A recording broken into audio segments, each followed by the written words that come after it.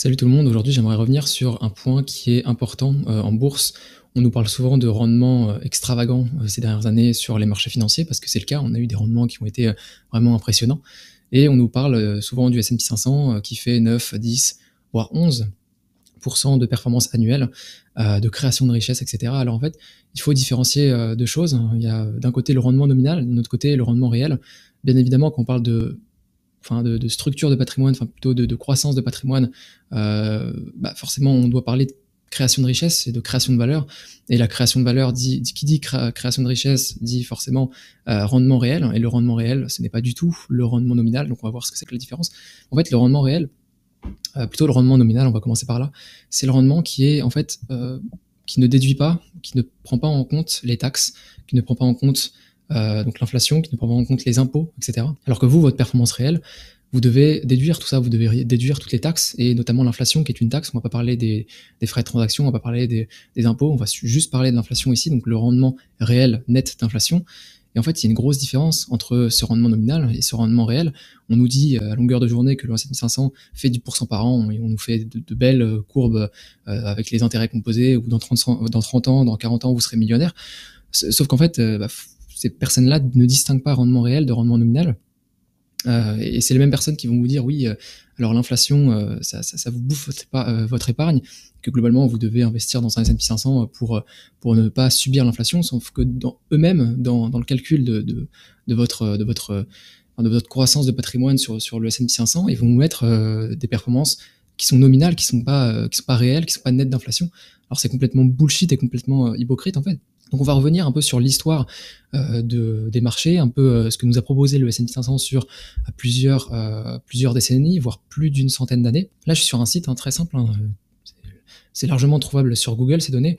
Vous avez, je vous le mettrai en description, entre 1900 et 2024, le rendement nominal et le rendement réel, et on voit qu'en fait il y a quasiment 3%, plutôt oui, 3% de rendement de différence, 3% de rendement annuel de différence. Et en fait, ces 3%-là, c'est du vent, c'est illusoire. Quand on parle de performance nominale, forcément qu'il y a une partie de ces performances qui sera illusoire. Si vous voulez voir des paillettes, si vous voulez voir un faux rendement nominal, vous allez sur le marché turc. Et le marché turc, en fait, vous regardez sur 10 ans. Sur 10 ans, on vous dit depuis 2014, ok, on a fait x10.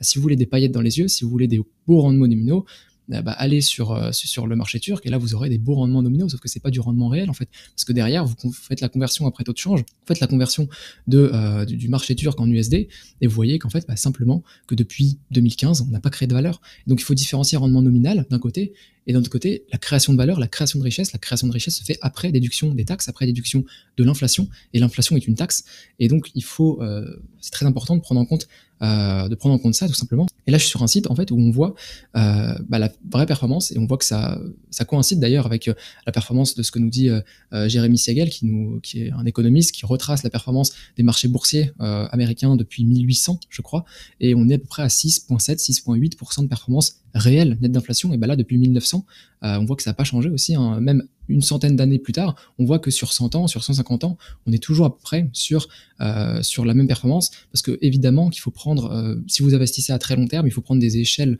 de temps qui sont extrêmement longues, parce que tout est cyclique, et que forcément que parfois on va avoir des cycles qui vont être d'expansion, et parfois on va avoir des cycles de contraction, et notamment ces 15 dernières années où on a connu, si je prends par exemple de 2009 à 2024, évidemment qu'après inflation, on a connu une performance qui a été extraordinaire, mais parce qu'on était dans un cycle haussier. Si on prend par exemple entre 2000 et 2010, là on va voir on était en plein cycle, je vais mettre 2000, on était en plein cycle, en plein cycle de contraction, et forcément on n'a pas créé de valeur. Donc en fait, quand vous investissez sur le long terme, il est judicieux, il est même très important de prendre des cycles très long terme, supérieurs à 25 ans, voire 30 ans, pour voir comment se comportent les marchés financiers durant ces périodes-là, parce que en fait ça sert à rien de voir la performance sur 10 ans, parce que sur 10 ans il peut se passer n'importe quoi, il peut se passer vous pouvez avoir un rendement nominal, un rendement réel après inflation négatif, comme vous pouvez avoir un rendement réel ultra positif et bien supérieur à la moyenne. Mais ce qui est important à regarder, c'est le rendement géométrique annuel, donc le CAGR, le taux de croissance composé annuel, sur au moins 25 ans pour connaître tous les cycles. Et ça sert à rien de faire de regarder sur des cycles de 10 ans à 10 ans ou de 15 ans à 15 ans, etc. Parce que tout peut se passer sur 10 ans, tout peut se passer sur 15 ans. L'important, c'est de regarder sur des cycles très longs, trentaine, au moins 25 ans, vraiment c'est le minimum, 25 à 30 ans. Donc là, par exemple, on a le S&P 500 sur plus de 100 ans de données, on voit vraiment le graphique, et on voit qu'en fait, tout est cyclique, encore une fois, que c'est pas linéaire. Là, je suis sur une échelle logarithmique, donc on a l'impression que c'est linéaire, mais forcément que si je remets en échelle normale, on voit que c'est pas du tout linéaire, c'est très cyclique, que forcément on subit de grosses variations. Je vais remettre en logarithmique quand même, parce que c'est beaucoup plus visuel. Mais en fait, ce qu'il faut comprendre, c'est que globalement, si on prend par exemple, je prends un pinceau ici, si on prend ici, on n'a rien fait. Si je prends de 30 à environ 45, on voit qu'on a quasiment rien fait. Ici, on a été en cycle d'expansion, donc on a bien performé. Ensuite, là, on n'a rien fait, on n'a pas créé de valeur. Ici, on a connu un cycle après, notamment le cycle...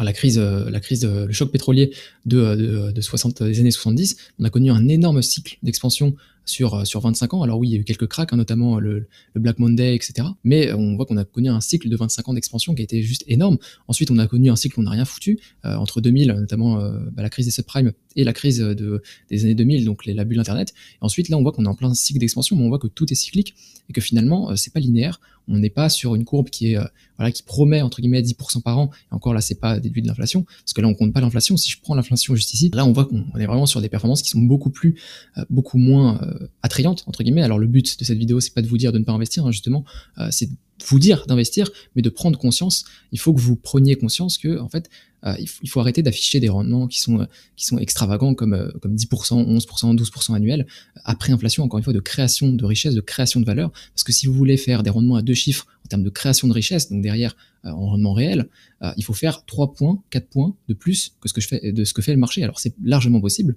mais c'est pas avec des indices que vous allez faire ça.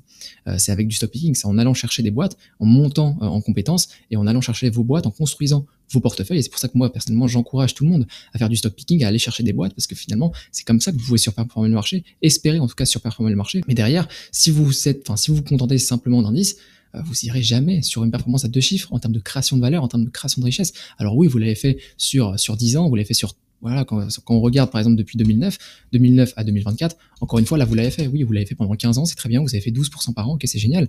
Mais si vous reculez par exemple et vous mettez 2000 à 2024, là on est à 5. En fait, on est à 5. Pourquoi? Parce qu'encore une fois, si vous prenez des cycles longs, et c'est ce qu'il faut prendre, il faut prendre des cycles longs parce que vous investissez à très long terme. Si vous investissez dans les actions, c'est parce que vous investissez à très long terme. Il faut prendre des cycles longs, et là on voit que on est à 5% de performance. Et si même si on prend en fait sur une très longue durée, même si on prend, on va prendre depuis les plus bas. Donc par exemple, on va prendre le plus bas de 74, plus bas du choc pétrolier, donc 74, on met 1974 et on met 2024. Vous voyez qu'on retombe toujours à une performance de 7, aux alentours de 7. Allez, parfois on va aller peut-être à 8% de performance, mais c'est en prenant les plus bas. Et vous, si vous faites du DCA, globalement, vous lissez votre risque, vous lissez votre PRU, vous lissez votre rendement en lissant votre risque, et votre prix de moyen d'achat, voilà, je vais y arriver. Et ce qui fait que là, vous voyez qu'on a 4 points de différence entre la performance nominale et la performance réelle. Et la performance réelle, elle s'éloigne pas sur de très longs cycles, elle s'éloigne pas de 7% par an, entre 6,5 et 7,5% par an. Et même si on prend, je sais pas, depuis 1900, la dépression des années 30, on prend 1932, on prend 1932 juste ici, je vais écrire, et on fait jusqu'au 2024, pareil, on est à 7,5. Donc vous voyez qu'on va pas au-dessus. On va pas au-dessus de cette limite-là. Et donc, encore une fois, quand on parle de création de richesse, quand on parle de création de valeur, la bourse, évidemment que c'est un moyen qui est génial pour créer de la valeur, mais il faut arrêter de mentir sur des performances qui sont pas vraies, en fait, qui sont pas vraies, parce que vous avez un écart qui est monstre entre monstre, oui, sur le très long terme, ça provoque un écart monstre entre la performance nominale qu'on vous vend à 10 voire 11% par an et la performance réelle derrière qui est de l'ordre de 7, 8% par an.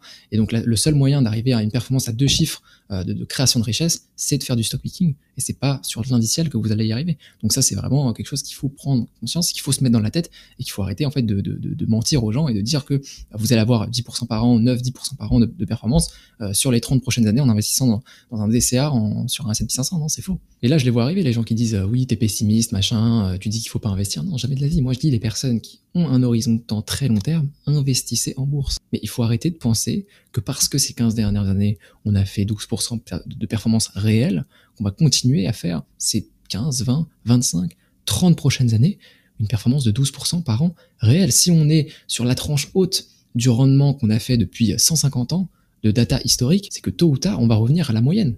Parce que si on a une moyenne depuis 150 ans, c'est pas pour rien. Et oui, on va nous dire, alors là, on va trouver toutes les excuses, toutes les explications, j'en sais rien. Moi, je suis pas dans la tête des gens, mais on va nous dire, oui, il y a eu des guerres entre les années 40, 45, etc. Il y a eu des guerres, donc forcément, et aujourd'hui, il y a l'IA, du coup, forcément, ça fait qu'on va augmenter la rentabilité des boîtes. Oui, je suis tout à fait d'accord. Moi, je suis tout à fait d'accord avec le fait que, bon, il y a eu des guerres, machin, ok, d'accord. Mais à un moment donné, ça fait partie de la vie, quoi. Et qui nous dit que dans 15 ans, on va pas avoir une guerre, et qui va compromettre le rendement. Et d'un autre côté aussi, l'IA, moi, je suis tout à fait d'accord avec le fait que l'IA va augmenter la profitabilité des boîtes, la rentabilité des boîtes, etc. Je suis tout à fait d'accord. Je suis premier à être d'accord avec ça. Et vous le payez quelque part. Vous le payez avec la valo. Et la valo, aujourd'hui, si vous payez une boîte 30 fois les bénéfices au lieu de 15 fois, vous compromettez votre rendement futur.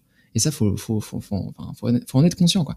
Et donc, en fait, voilà, je disais simplement que tout est cyclique et que à un moment donné, il faut remettre, il faut remettre les points sur les i là-dessus, parce que j'ai l'impression que aujourd'hui, chez les gens, c'est normal de faire 10% par an. Déjà en termes de nominal, en termes nominal, ça veut rien dire, mais 10% par an en termes réels, c'est plus compliqué. C'est plus compliqué parce que ça demande de faire 3 points. Si on regarde, oui, sur 40, 50 ans, en moyenne, c'est 40, 50 dernières années, en voyant les politiques monétaires qu'on subit, entre guillemets, on est sur 3%, allez, 3,5% d'inflation en moyenne. Donc globalement, le rendement que vous devez calculer, vous devez déduire ces 3% d'inflation, parce que c'est pas de la création de richesse, c'est un rendement qui est illusoire. Donc voilà, c'était juste pour mettre vraiment les points sur les i là-dessus. Donc voilà, donc dites-moi un peu ce que vous pensez de tout ça en commentaire, ça m'intéresserait d'avoir votre avis. Et puis on se dit à la prochaine.